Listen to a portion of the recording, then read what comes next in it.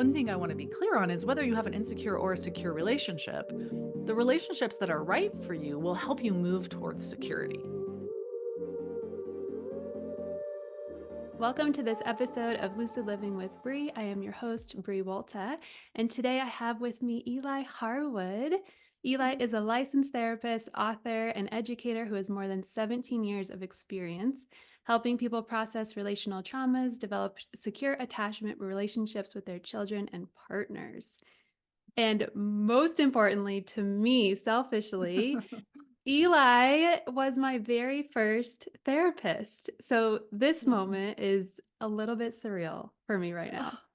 Oh, it's such an honor to be here with you, my dear. Ah, And ah, all of these years later, I know. all of the shifts in your life later, how incredible for us to just bear witness together to what has come to be. It's Yes. amazing. I'm so proud Yes. of you.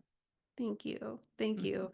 We were talking briefly before we started recording that I went back and looked when it was because I knew it was like 10-ish years ago, but 2013 was when we had our first email Yes. exchange.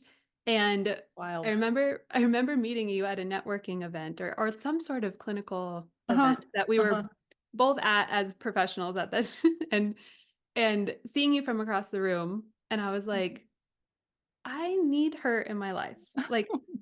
Like never been to therapy before. I studied psychology in school, so like always, Yeah. was fascinated with human behavior, but I'm like I need help getting over this guy. And it was this guy from college that Mm. I thought that was my only problem in life. I mean, to the person who hasn't been in therapy yet, don't worry. The Yeah. therapist's goal is not to like, you know, usurp every single thing. And it's Yes. usually not just the guy. It's Yeah. usually not.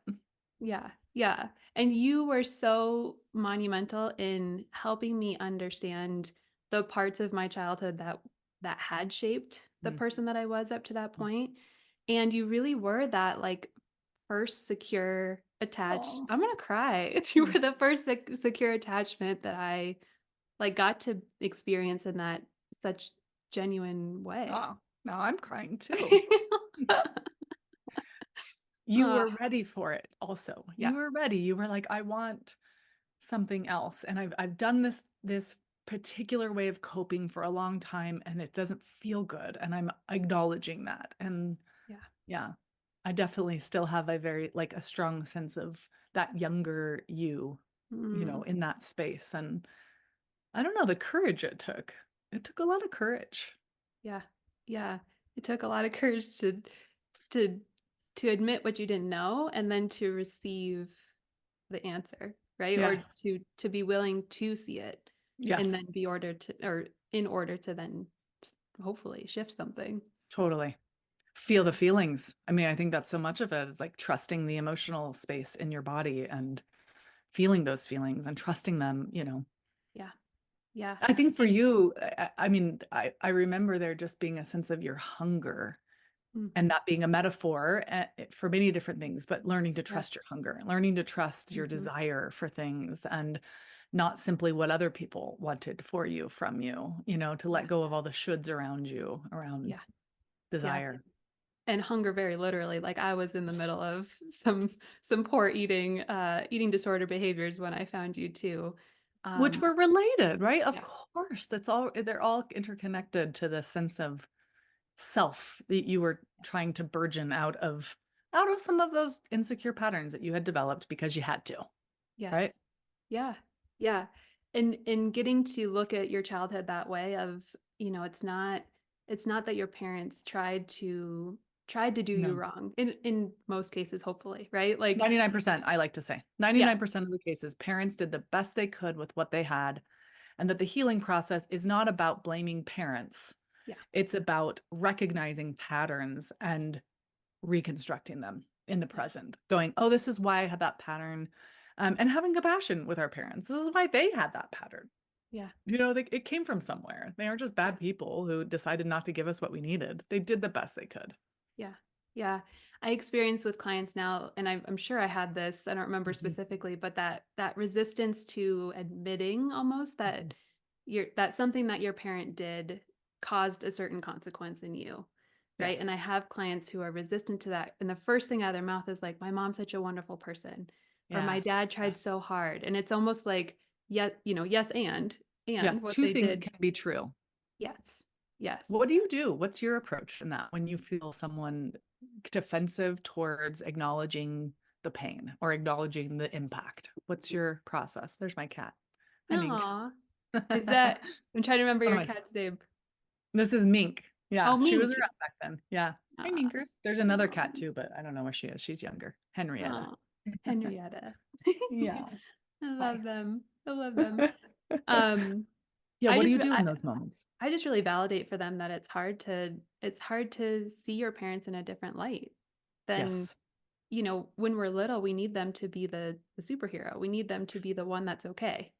And Yes. so when you It- start questioning that like throws off your entire yes. equilibrium in a way. It changes the story too. Yeah. We're such story creatures. And so to go from a story of I was fine, I got what I needed, it was Yeah. good, to um maybe my parent wasn't able to handle my emotions. Maybe they overreacted to my emotions, maybe they underreacted to my emotions.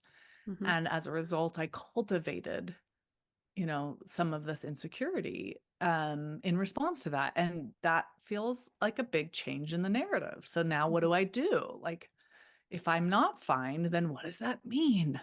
Yeah. And then you have to take some sort of action, right? I mean, you don't have Hmm. to, but Sure. typically when you see something differently, it's like, oh, okay, now I have the Mhm. opportunity to do something Yes. differently, which Yes. takes a lot of fucking courage because that's Yes. scary. It's so It is scary. scary. It's really Yeah. scary. Yeah, and it means you're shifting the ground you're on. You're used to a certain type of ground, and the therapist or your, community, whoever is helping you grow, is saying, I think there's sturdier ground somewhere else, but before you can get there, you have to leave here. And the in between is rocky. And so Yes. it's like, there's a lot of trust in that process to believe that you're going to get from, maybe a numb place or an anxious place into a truly secure place. And in between, you're going to feel sad and scared and disorganized and unsure Mhm. about everything. And so that's quite a leap. Healing is kind of crazy. Yeah, it really is. It's work for the brave soul is the way that I like Hmm. to describe it to my clients because some people aren't doing this work in this lifetime, Yes. and they aren't Yes. they aren't open enough or in the place to see or Mm. handle what there is to see. That's so So, true. and that comes into play in like finding your people too, right? It's like Yes. Yes. there are people who are on their journey and trying to understand themselves and become more securely attached. Yes. And Yes. You're yeah, looking for those other travelers, yeah, right? Heading for the same destination. yes, yes. I want to get into obviously secure attachment and attachment with you because you are the attachment nerd. Um, and I thought it was so interesting. I was reflecting back on this when I invited you to the podcast because when I was in my abusive relationship and I was being gaslit and manipulated to think that everything was my fault. I Ugh. did the first place I started researching was attachment styles, and I'm like, oh, I must be the Mm, problem A, and then I must be the anxiously attached one because I'm acting so anxious in this relationship. this is So my stuff. And this so is it my was the attachment research was used as a tool Mhm. to throw you off of your instinct that something was wrong. Yeah. Yeah, it was almost like that had to be the solution. If I could Mm, just fix my attachment style, then, he would mm, stop doing all the things that he was doing. yes. And that seems to be a common entry point for my clients when Interesting. they know so much about attachment styles and Yes. they know what they are and they know what the partner is, typically anxious and Yep. avoidant, Yep. um, or dismissive and preoccupied, right? But it's why do you think that that's the first place that we go to? Do you have thoughts Well, around that? oh my goodness. Okay, I have a lot of thoughts on this topic. Yeah. One of my first thoughts is that, your audience is primarily women being abused by men. And so that's a particular dynamic. And I think that as women, we are generally raised to feel responsible for how other people feel, right? And we don't tend to raise boys in that same way. They don't feel responsible for what other people feel. Um, And that's shifting. Like the parents of today are definitely shifting a lot of these dynamics. So I'll be curious what it looks like 20 years from now. But I would say, for those who grew up Gen X, Gen Z, or Gen X, millennial, probably Gen Z also, that there's a template that's set far before we've been in these relationships that women will do the labor, the emotional labor to try to figure out what's wrong, right? And if someone they're in relationship with has an abusive mentality, that person's mentality is, I should get what I want when I want it, how I want it. And if you don't give me what I want, then I'm justified to punish you in some way, shape, or form, whether that's withholding or raging or whatever the different variables of suffering they utilize, right? And I would say that when women are in those relationships, it's harder for us to stop and recognize a toxic cycle because we're adapted to believe we're responsible. And so then we're going to go do the research. We're going to go look at that stuff. Um, I'm going to kind of shift a bit of probably the average person's understanding of attachment today. Yeah. Um, Maybe even yours. I don't know. But there's two bodies of research on attachment. So one body of research comes from the developmental psychologists, which are the people who are, looking at how does what happened when we're young affect our sense of ourself, our way of thinking about the world, our patterns of relating, our neurobiology, all of that. And that body of research doesn't study individuals or styles. We study relational patterns. So we look at a dynamic between two people, not an individual's general dynamic. Okay. Um, that tradition led to the work of Mary Main. Mary Main created the adult attachment interview, and her work inspired some psychologists who work in a different domain. They work in social psychology. And it is the research of these social psychologists that have coined the term style and focused more on an individual's pattern as opposed to looking at a dynamic. And I don't feel as drawn to that research. I am more drawn to the developmental research for multiple reasons. Number one, we all have more than one attachment figure growing up. So Mhm. I developed a preoccupied ambivalent style with my mother and an avoidant style with my father. I had two different templates of coping based on those relationships. And then eventually I developed some secure relationships with other caregivers in my life later on, mentors and people in my world. So you aren't your pattern. People don't belong in boxes, is one of the things I say in my book, because it's more complex than that. It's more nuanced than that. I was in relationships, romantic relationships, where the person's anxiety led me to be avoidant. I was also in Yeah. relationships where the person's avoidance led me to be more preoccupied and anxious. And I am now in a relationship where, after a lot of years together, it's we balance each other out. There's a sense of Yeah. his security builds my security and back and forth. And some of that's about my healing, but I think some of that's also about who he is and who I am and what we both needed together. There was a really good fit in our relationship Yeah. that wasn't there in other relationships. So, yes, we do tend to have a default setting.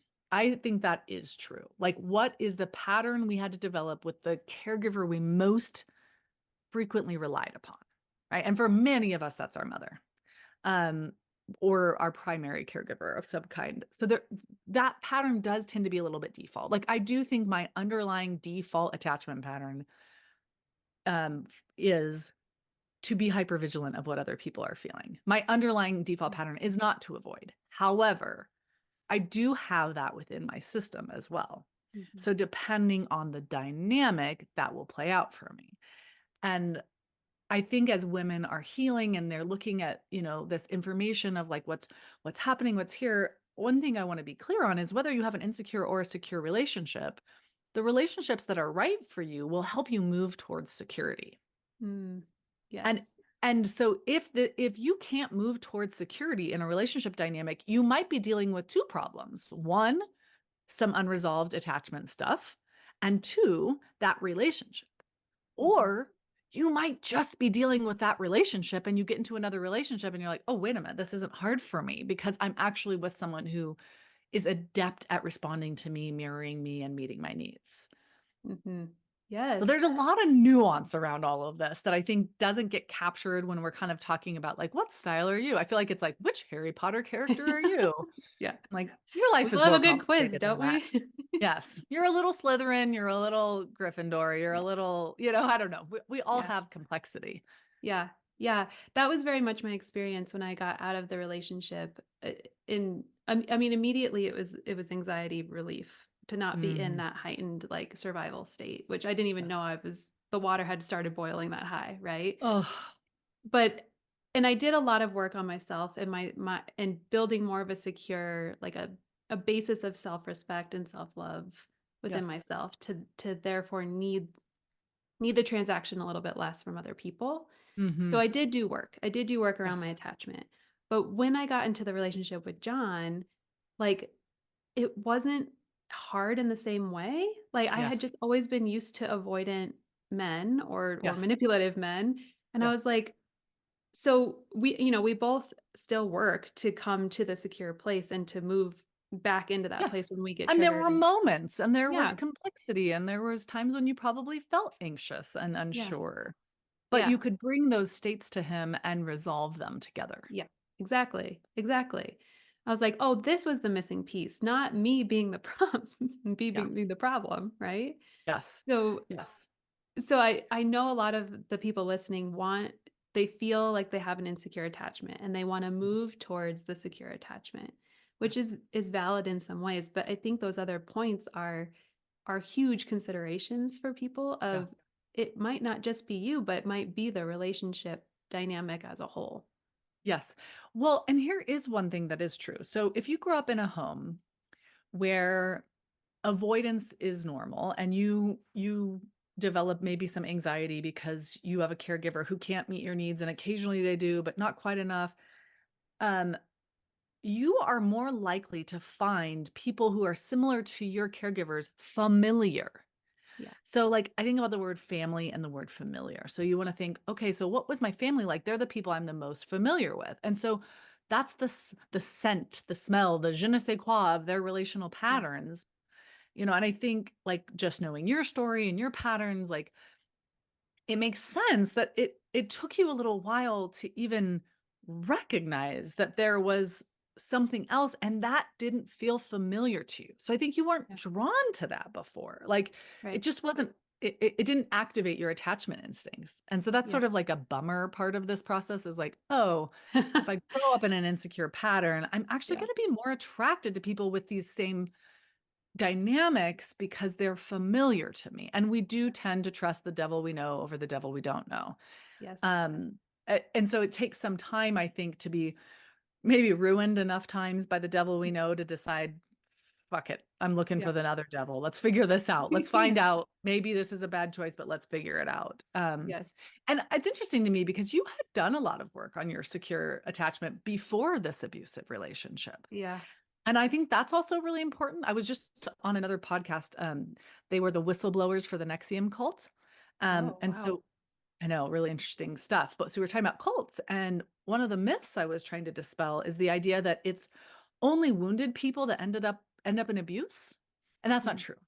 So mhm, you can be secure and healthy and be abused and manipulated into an abusive relationship. And in fact, most people that have abusive mindsets understand enough about connection to draw you in and cultivate a bond, but their motivation for that bond is different than your motivation for that bond. You're wanting to bond to have security and connection and companionship, and they're wanting to bond in order to feel powerful, in order to have control. And yeah, so you don't learn that until well after you're bonded, yeah, which is so unfortunate. And then you're going, wait a minute, what just happened? You seem different. This mm, feels different. I thought this. Why is that? And at that point, in your attachment to this person, it's much harder to have clarity because it also takes a lot more courage to leave because your lives have been intertwined in some way. Your relationships are complex in that yeah, sense. Like you're maybe friends with their friends now. What's going to happen if I'm not with this person? Or you live together or you have kids together. Ah, yeah, you yeah. know, it's a And lot more complex. in the midst of all of that, like, they are chipping away at that Yes. secure, confident version of you that you were Yes. before you met them. Yes. Like Yes, because that is a threat to their sense of control yes. and power, right? So they're Yeah. needing to you know, dull you for Yes. their own sense of power, not security. That's not power and security are not the same thing, right? But they want to Mhm. feel bigger than, better than, more worthy than. And when you are shiny, they've got to dull Yeah. you out. And so that's happening, like the little drip of water over time until all of a sudden you're eroded in ways that you don't even know how it happened. Yeah. Yeah. To your point, just to go backwards for a minute, because I have such a perfect example of this where Mm. like the people who aren't familiar aren't even on your radar. Mm. So John and I met initially 10 years ago. We worked for like 3 years, or not 3 years, 3 months at a restaurant together. And it was in transient from like moving from college to Denver. Okay. And he had a crush on me and apparently asked me out, but I don't have recollection of saying no in the Love same way it. he has recollection of it. But I was so focused on emotionally unavailable men and men who I Mm. had to chase and the Yes. chaos and the drama Yeah. that he didn't even register on my Right. like Yep. my That attraction wasn't att scale. that wasn't attractive to you. I mean, Yeah. I Yeah. I think that's what's so disturbing is, like, we're trying to resolve our childhood wounds in our adult Yeah. relationships. That's Yeah. what we're trying to do, and if we haven't resolved them separately in therapy and doing whatever else, then we come into a setting and your nervous system's like, "I've gotta make the person I feel rejected by want me," Yes. instead of who's in sync with me? Who's Yeah. respectful to me? That guy just isn't that attractive in that moment because he's not activating those wounds. Yes. That's really interesting. Yeah. Yeah. And then when we got reconnected 10 years later and we met for coffee, he walked in and I was like, "Why was I not attracted to you?" Like, what, Yeah. like What and all of a happened? sudden it was like that intense attraction. And Mhm, it's mhm. so wild the way that our brain like looks at Mm. people different. Our clouds, Yeah. like the physical attraction that we look for, or you know, it's all Yes. underlying in their energy and their behavior, of course, but Yes. fascinating. Well, and um, how interesting the way that sometimes I think we have to like get wrecked in certain relationships in order to really recognize what our actual desire is, right? So there's like a wounded desire. That wounded desire is I want people who reject me to stop rejecting me. Yeah. But the actual desire is I want to be deeply connected to somebody. And like sometimes it takes going through those repetitions enough times that we go, oh, that's not it. Yeah. That's not the one. It's something else I want. And then the clouds clear and you can see the healthy, Mhm. secure people in your life in a different way. Yeah. I know you want to be done with the pain of losing yourself in relationships with unhealthy men and instead attract and hold on to a loving man who is emotionally available and can meet you halfway. To experience that, I've got you and I'm not going anywhere kind of love. Click through for the Relationship Reset Guide, where you will learn how to communicate your feelings without feeling guilty, navigate triggering moments, and feel secure on your own so you can expand your capacity to hold next level love while remaining true to you. Go to briewolta.com or click through the Relationship Reset Guide in the show notes. Yeah. So talk to us about that process. Let's say the women listening are at the point where they're like, I've done this song and dance enough times. Hmm. What can I do around my attachment style and around my own familial healing to be able to start to recognize the Yes. type of healthy person that I want that can actually attach to me? Yes. Okay, this is so cool doing this with you because basically I took what I did in therapy with you, with like a lot of other really brilliant, wonderful people, Yeah. and I tried to like put it into a book form and make it a workbook. And I linked that. It's right So here. yeah, it's so fun. We're working our way through it. Oh, I love that. I love Yeah. that you're doing that. And then I linked it with the research too. And so, okay, so to boil this down, because obviously it's unique to every person, right? Like what your journey looks like is different than what my journey looked like because we have different experiences and different families and different, romantic injuries and all of that kind of stuff. But in general, we have to allow ourselves to look back at the very beginning of our Mhm. lives and truly acknowledge What were our relational experiences like with our caregivers? With the people who had the most primary influence over our foundational sense of self and relationship to emotions and needs and others. And in doing that, it's not just an intellectual activity. So it's not just, was my father avoidant? Was my mother entangled and enmeshed and preoccupied? It is, how did I actually feel? It's allowing ourselves to acknowledge the feeling states and to cathart them, to get them out. Um, in simplest terms, it would be like remembering and emoting, those 2 Mhm. things. So it's like I am allowing myself to go back and remember as much as I can. People often will say like, "But what if I don't remember any of my childhood?" Yeah. I'll say, "Well, that is by design." So the fact that you don't remember it already tells us, that cues us in that, unless you have some other like neurological disorder that creates a lack of memory, there's material there that's painful that you didn't know how to process. And then I tell folks the best way to do that is get some pictures, remember places you live, try and go through and remember different like classroom. If you can remember who your first grade teacher was, then go from there. Remember who your friends were. Try and remember some things around that. Like things will come. It's not like they're repressed. It's just that you haven't exercised those memory muscles. So Yeah. another way to think of it is if you tell a story over and over and over and over again, that story becomes very integrated and easier to remember. But Yeah. if you don't tell a story and if you never even talk about something, Yeah. it's harder to remember. And it's harder to remember because no one was there to help you process it, feel it, et cetera. So you're gonna do your part to remember your childhood, and that's the whole first section of that workbook. It's like walks you through that. And then the second thing you need to do is really recognize your patterns that you developed in response to close relationships and emotional tenderness. So Mhm. what did you learn to do? Did you learn to drink when you start to feel things? Did you learn to overperform, and are you workaholic? You're going to run your way as fast as you can past those feelings. You're going to try to be perfect. Are you going to deny your body food as a way of avoiding what you feel? Mhm. What's going to be your process of coping with what you've acknowledged from childhood? And then how did that affect your other relationships? So how did that, you know, lead you to choose or maybe even to passively allow yourself to be chosen by people that we're never gonna offer you that security. So then you're processing kinda like, "Okay, this is what it went through. This is what I've learned about these different things." Um, and same thing, remembering and feeling. You gotta let yourself feel it. Yeah, that's the kicker, right? With That's and with witnesses too. I guess that's the other yeah. kicker. You can't, like, you can't heal an attachment wound all on your own because then Yeah. that just, like, is the same thing over and over again. I'm alone in this. It's like you Yes. go through and you do all that, but you have to, like, let people in. There has to have to be people who sit and hold you in your tears and respond to you, and you look up at their face and you're like, "Okay, they don't think I'm crazy. They don't Yeah. think I'm too much. They're Yes. with me.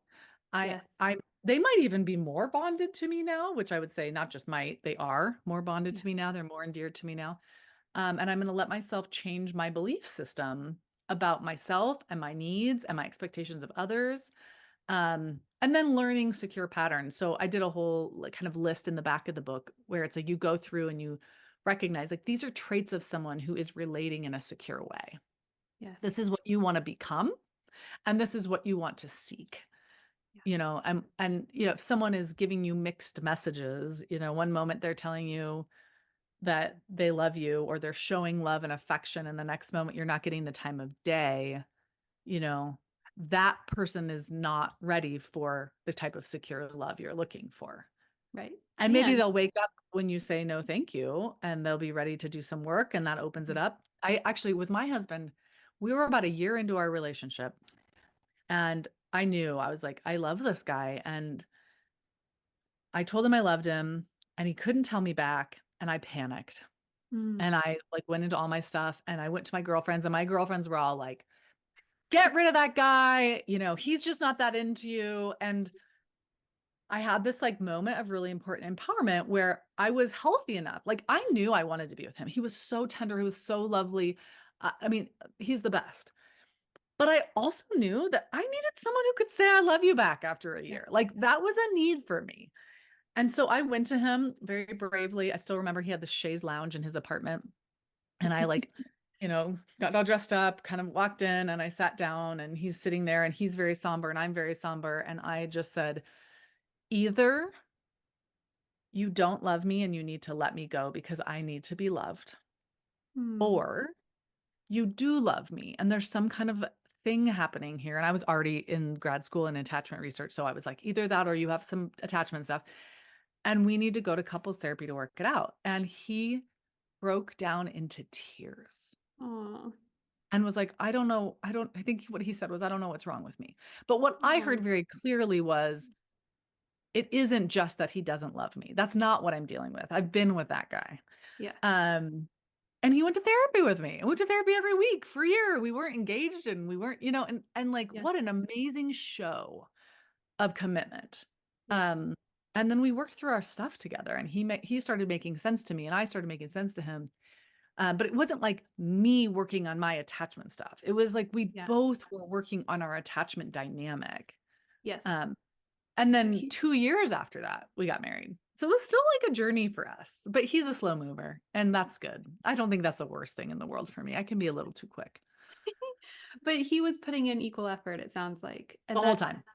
that is like, if not the number one thing to look for in a relationship, like close Yes. up there, because especially if you've been with people who let you do all the work and who Yes. either are passively, dismissive or actively manipulating you to do that. Yes. Like when you're in a dynamic with somebody who's like, "Oh, I'm going to take accountability for my stuff and then I'm going to Mhm. meet you in witnessing your stuff and we can like work this out and move up together." It's like, Oh, whoa, no wonder this feels more easeful. Like I'm not carrying both loads like up yes. this huge hill. Totally. Totally. Yeah, and like I'm getting to release some of that childhood instinct to try to get my needs met by meeting other people's needs and doing it for them, right? Hmm. Like it's actual relating. It's not me orchestrating the connection I need. It's us actually relating. And that organic sense from him was there. Hmm. And he's a different style than me in terms of his personality. Yeah. Um, I mean, I'm extra. I would tell people I'm actually not extroverted, but Yeah. I am extra. And he is both introverted and not extra, Yeah. so there's a subtlety. It doesn't look like, it doesn't look like tit for tat. I guess I want people to know that too. Like, I'm gonna say, I love you so much. Like, that's my personality. That's how I express myself. And he's gonna maybe do things more subtly. He's gonna Mhm. like, remember the type of candy I like and have that packed in our lunch for the beach trip, or like Yeah. it's gonna be more subtle for the most part. It's not anymore. At this point in our relationship, he has come to be able to be free with all of those things, but he Yeah. learned a lot of that from me. And Yeah. I learned a lot from him in terms of like, it's okay, you don't have to force the process all the time. You can just trust the process. Or like we can just sit here and be bored together, and that doesn't mean our connection is eroding. That was a Yeah. hard lesson for me. My silence and stillness Yeah. activate panic in my nervous system. They don't anymore, but they did for a long time. Hmm. And so Hmm. now I sit around and I can be bored with him without thinking. I mean, I don't worry about our connection. Yeah. I Yeah. care for it. I tend to it. We Yeah. both tend to it. And we have moments where we're more connected and moments where we're less connected, but I trust it. Yeah. Yeah. And when you are in a relationship, there's different levels that you can heal, right? Because Yes, you are being met with another person who's activating certain things in you that wouldn't be activated if you were single and totally. not in trying to build an attachment dynamic. Yeah. So Yes. it's also cool to see like, yes, I've done so much of this healing on my own before I met John, but now we get to really put it in action and like, Yes. up level even further from there. Yeah. Healing is not exclusively before the relationship or in the relationship. Yeah. It's a mix of both of those things. And how lovely. And I would say the healing you have to do before the relationship is usually just the healing that allows you to repel people who aren't good for you and seek out the people who are. And other than that, a lot of the rest of the healing does happen in the dynamic. Hmm. Hmm. And to believe that you deserve that. I know Oh, yes. that was another thing for me where I was like, well, I've been used to this one type of person and that's what I think I deserve. And Mhm, so mhm.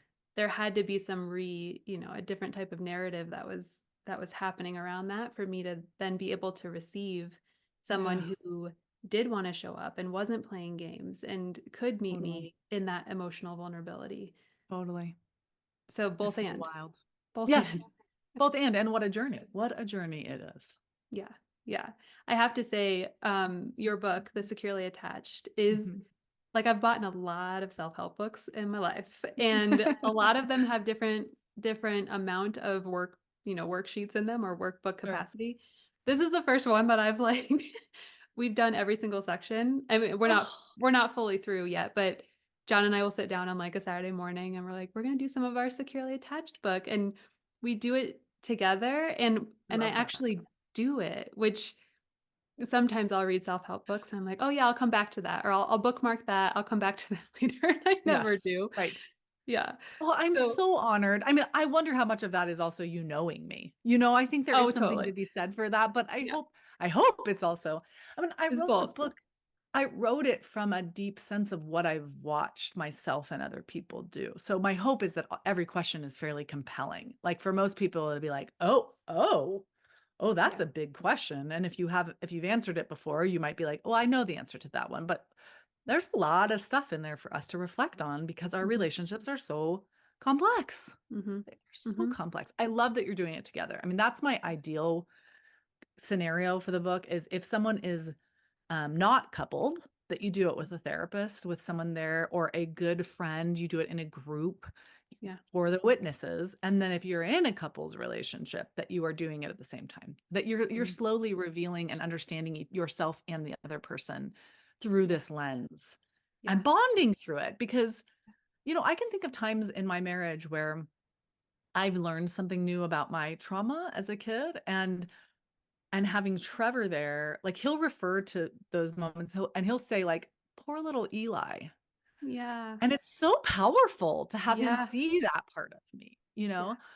And I think vice versa, like, he has a whole different set of insecurity. His is probably less trauma and more disconnection. Mhm. Um, but, we'll talk about that, and, like, what did that part of you need? What did Trevor need after he got first, trumpet or trombone, I can't remember which one it was. And then all of his friends were jealous. What did junior high Trevor need? And, Yeah. just Yeah. sort of like I've taken care of these parts of him. He's taking care of these parts of me. And that makes those parts grow up inside of us. Like I don't feel Mhm. like I'm like that part of me is that age anymore. It's like that part of me is integrated more into me now. I'm aware of my history. I'm aware of my formation, but it doesn't feel Mhm. like little Eli is running the ship as often as Yeah. she once was. Yeah. Yeah. She can, like, take a little load off Yeah. because Big Eli is there to help. Yes. And Yeah. Trevor, Yes. and there is Yeah. something about having that other person there in that responding to the emotions you have from a story or experience. Mhm. And I it gives you love so that you're much. doing that together.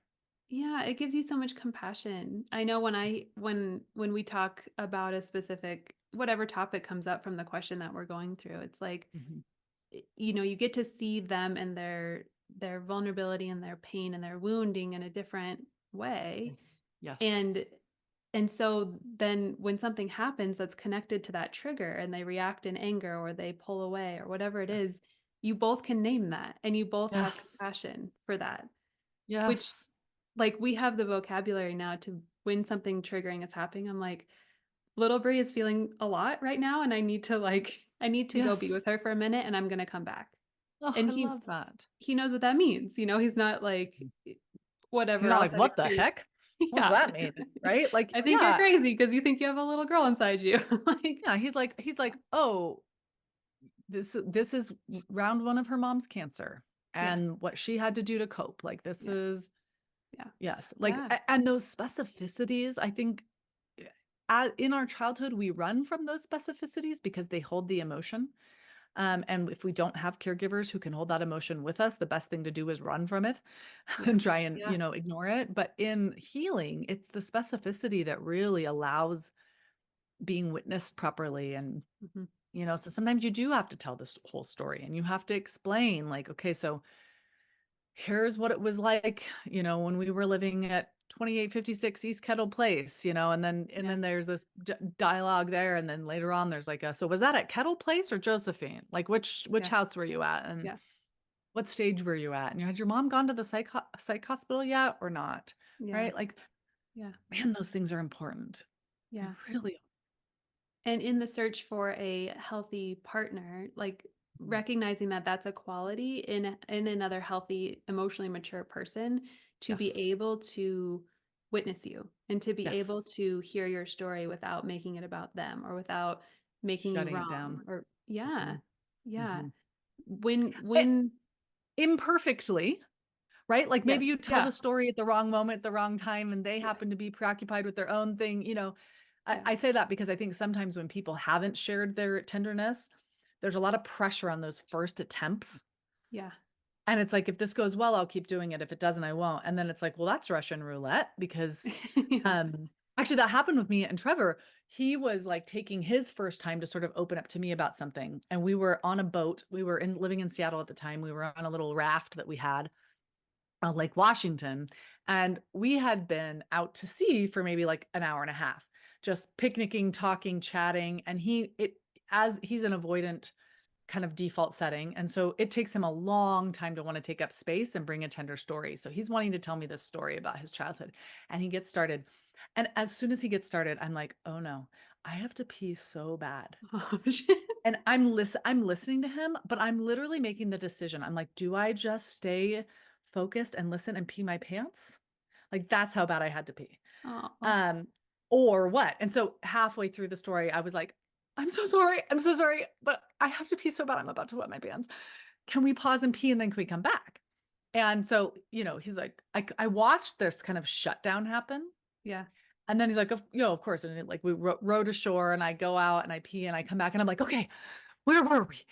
And he's gone. He's like, it's fine. Oh. It's fine. It's fine.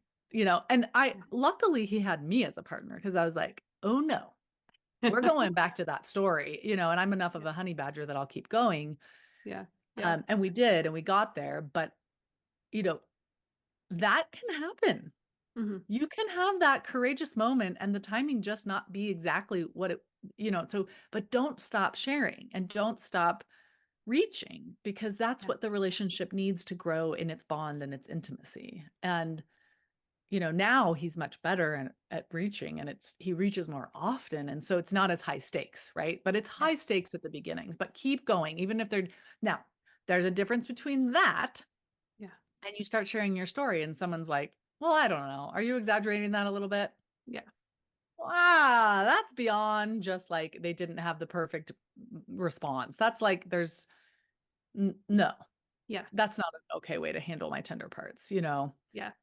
You taught me about rupture and repair, and that was Yes. the first time I'd ever heard that concept, and it makes me think of this because when it say something it wasn't the right time, right? You being able to repair that Yeah. whatever they felt because you had to pee, it's Yes. like that's how you build the trust, the Yes. safety in the Yes. relationship. So, Yes. like, if there is something that happens and your partner can come back and repair that Yes. versus tell you that you already came to a conclusion about it or it's not that big of a deal or stop Yes. complaining about it, right? Those are two Yes. very different Yes. experiences. Absolutely. And if you've been Yes. used to never having repair and just a lot of rupture, it's going to Yep. feel it's going to feel different to learn how to do that, but then Yep. so good when you Yes. can trust that whatever happens in the relationship, both of you have the capacity to repair it. Yes, we will come back around. Yeah. It will come back around and we will get reconnected. Yeah. Yes. Secure connections are consistent. Mhm. They're imperfect, but they're consistent. And I think what a lot of women end up doing is they they have so much grace for imperfection that they don't require consistency. Yeah. And so then there's this kind of sense of like, "Oh, well, I understand why and they couldn't and whatever," but like, no girl, like the primary experience should be I am seen, I am known, I am respected, I am heard, I am responded to.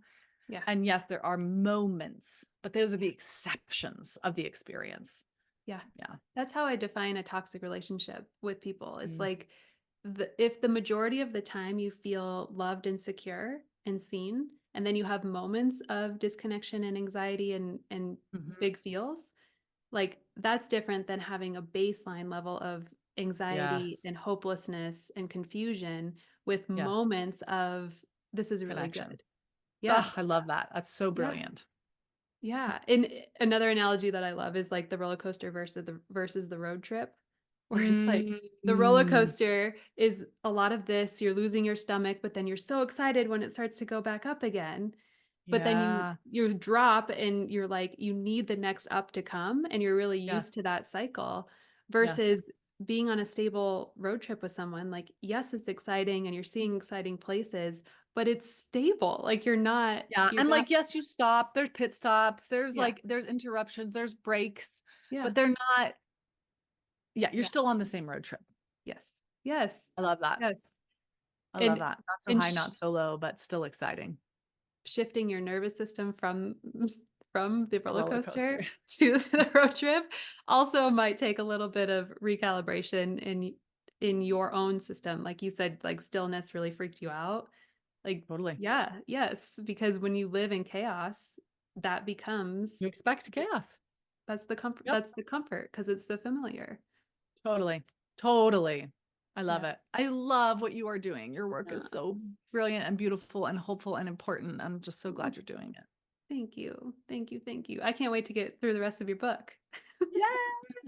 So, step 1 for everybody who's like, "How do I become more securely attached?" Go buy the Securely Attached book by Eli Harwood. Yes. Um, is there anything else, like, that they can take away from this call or from this Mm. podcast of I Yeah. don't know, Trying to anything that think you of think would be what other helpful? little nuggets I wanna give to, Mhm, to women, in mhm, particular, because that's who's listening. yeah, I think just there is no such thing as, worthiness. So our worthiness does not go up or go down. Like a human being is worthy, and people aren't more worthy or less worthy, but we can feel more worthy and we can feel less worthy. yeah, So, when you're thinking about bonding with people, spend the most of your energy with the people who help you connect to your worthiness, where you feel more worthy in their presence. Instead of trying to convince people that whose relationship dynamics make you feel unworthy that you're worthy. Like take yeah. all of that energy and put it in some of those other places. I've had to learn this in friendships too. I Yeah, think when you have that parentified child experience where you were the parent in some way, shape, or form, there's just an instinct to focus on the areas of threat. Who's mad at me? Who doesn't like me? Who's disappointed in me? Who might be talking crap about me? mhm, And trying to be good for them. And I've just learned over the years, like, oh no, those just aren't my people. My people yeah, don't do that to me. yes, I have a lot of meaning and excitement in my life and very little drama at this point. same. And Yeah, I don't regret that ever. And there were some hard moments in terms of resetting those things and letting go of relationships where people really wanted to hold on to me, but in ways that didn't feel good to me. That was hard stuff, but I don't regret letting go of that. letting go though, back to the original point of, like, moving from insecure to secure, right? The letting go part is the trust then that you're also Mm. gonna find new friends or a new Yes. partner or Yes. whoever who can Yes. actually meet you there. Yeah. I think being a therapist for a long time is part of why I feel confident in saying what I'm going to say, but also being now and connected to a bunch of people on the internet. There's like, I have more than 1 million followers across my platforms, which is like a number I don't understand. Yeah, But yeah, what I do understand in just like connecting with a whole variety of people through that process is there is someone for everyone, not just someone, there are some people for every people. yeah, And if you are feeling alone and isolated, like you don't have your people yet. Like that, like keep looking. And the way we find our people is by seeking, not by being sought. mhm, Um, and I think that can feel discouraging when you long to have been sought out by your caregivers and you didn't get that early experience of someone who responsibly sought out connection with you. yeah, But you're gonna have to look and just yeah, keep looking and until you find them and they won't feel familiar in the old ways. Yeah. but they will feel familiar in the sense that you don't have to work so hard to connect. You don't have to work so hard to repair. Yeah. You know, there Yeah. is a getting of each other. So just keep looking. Yeah. Don't give up. I think when we have that wounding of like wanting to be chosen, wanting to be seen, wanting to Mhm. be valued, we are Yes. looking for that from other people. And Yeah. the invitation, first and foremost, is like, can you choose yourself? Can you look Yeah. at yourself and give yourself that level of curiosity and Yes. respect that you hope to receive from somebody else too? Yeah. And in flipping the script, instead of going into the world and into relationships and asking, am I lovable to you? Am Yeah. I worthy to you? Do you like me? Flip that script. And the Yeah. script is just simply, do I feel good with you? Yes. Does this feel good for Yeah. me? And Yeah. I will tell you, I dated really good guys also who just didn't do it for me.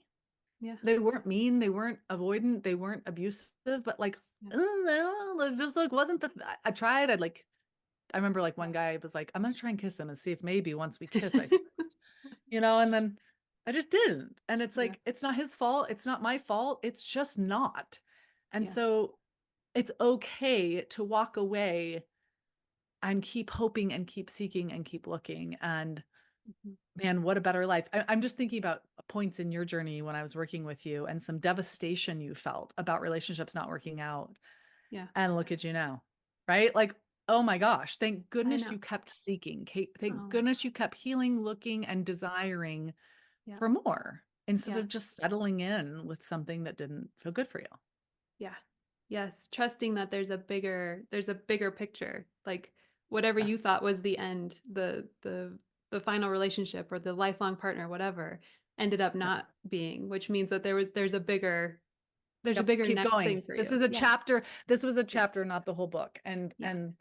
And that doesn't mean it was a meaningless chapter because that chapter led you here and it was teaching you something. Every Oh, single chapter does. there's so much gold. There's so much gold if we go digging. Go digging for the gold. Totally. Yes. I Yes. love it. Well, I love to end these by pulling a oracle card. Um, Ooh, have you ever worked with oracle cards before? I never have. You're my Oh my first. god. How fun Okay, is good. that? So they just have different messages on them. So you'll help me choose one, and then I'll read Okay. the description for the listeners. Ooh, So fun. go ahead and close your eyes for me Okay. and just take a deep breath. And then any thought or intention or question that you have for the deck on behalf of all women listening, just place that in your mind's eye right now. Mm, Whenever you feel like the shuffle is complete, just tell me when to stop. okay. Okay. Okay. We got lay it down, which if you Are aren't these watch keep if you going. aren't watching the video, it's a bug that looks like it's taking a huge poop or something. It might be a rock. I don't know. It's Let's our see what the dung beetle, message. maybe. Yeah. Okay. Lay it down. You have been carrying your shit for too long. It's time to lay it down. What started as a simple, generous act of carrying someone else's load has snowballed into the boulder that weighs you down.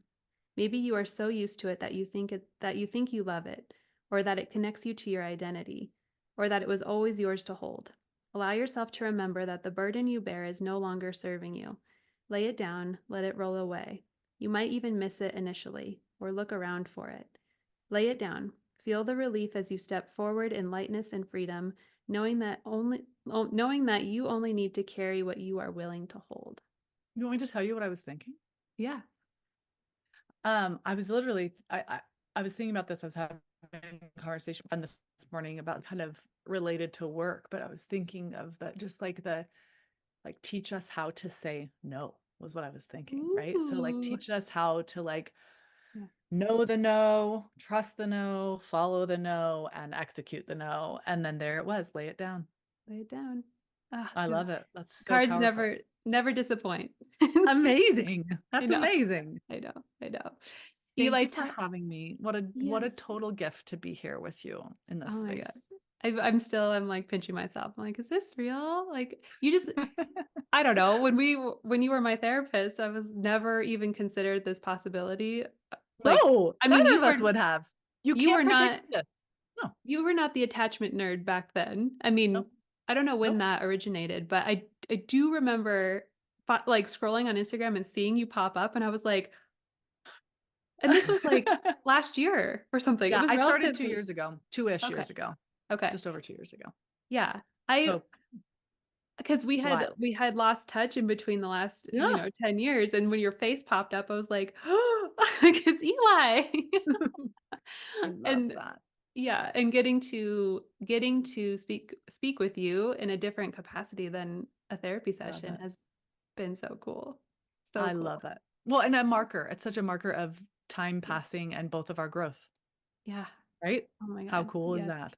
I Yep. love it. It's so cool. So tell everybody where they can find you to just geek out on all your attachment nerd goodness. Yay. So I'm running my mouth on the internet, either at Instagram, Facebook, and TikTok are the primary places I do that at Attachment Nerd. So you can follow me there. I have two books actually. So the first book is the workbook. So for anyone working through kind of their stuff, you can find that anywhere you buy books, Amazon, Barnes and Noble, Target, wherever. And then my second book comes out in September, and it's called Raising Securely Attached Kids. So for anyone who is a parent, is a teacher, is a therapist, is thinking about how do we offer that secure experience to children in their development. That's my book. And it's not a workbook, it's a bookie book. It will be out on audiobook as well for those of you who read in your cars. And I can be found at attachmentnerd.com. That's primarily parenting resources. But there's some like free webinars and different things there that you can grab a hold of. And yeah, Yeah. I'd love I to ha see you there. I have to say, even your parenting specific videos on Instagram, Uh-huh. like you can apply that to your little self, Oh, right? How do you meet yes. yourself in the big feelings or yourself in the, the Yeah. rupture that you had with Yeah. self-abandoning or whatever it is. Like, Yeah, the re-parenting work. It's like, oh, this is yeah, what I needed and didn't get. Totally. yes. Oh, thank you for saying that. That makes me Yeah. happy. Yeah. Yes. Well, thank you again. Truly, truly Such a deeply. pleasure. Yes. For those of you listening, if this episode resonated and you think of that person who needs to hear this, please send it to them. Also, you can leave the podcast a review. It helps other women find it organically. So until next Yay! time, thank you. Thank you.